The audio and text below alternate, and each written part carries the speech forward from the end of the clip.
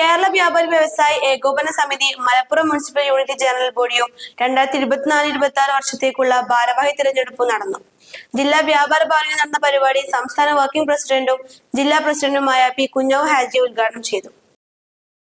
Unit president പരി ഉസ്മാൻ അധ്യക്ഷത വഹിച്ചു. ജില്ലാ ജനറൽ സെക്രട്ടറി കുഞ്ഞു മുഹമ്മദ് മുഖ്യപ്രഭാഷണം നടത്തി. 2022-24 കാലയളവിലെ പ്രവർത്തന റിപ്പോർട്ട് സലീം ഈസ്റ്റൺ അവതരിപ്പിച്ചു. ഈ കാലയളവിലെ വരവ് ചെലവ് കണക്കുകൾ യൂണിറ്റ് ട്രഷറർ AP ഹംസ അവതരിപ്പിച്ചു. തുടർന്ന് യൂണിറ്റ് പ്രസിഡന്റ് പരി ഉസ്മാൻ വിടവാങ്ങൽ പ്രസംഗം നടത്തി. DNO ലൈസൻസ് വൈകിയാൽ 625% ഫൈൻ ഈടാക്കുന്ന ക്രൂരത ഒഴിവാക്കണമെന്നും അധികാരികളുടെ ഇത്തരം തെറ്റായ നടപടികൾ അവസാനിപ്പിക്കണമെന്നും യോഗം പ്രമേയത്തിലൂടെ ആവശ്യപ്പെട്ടു.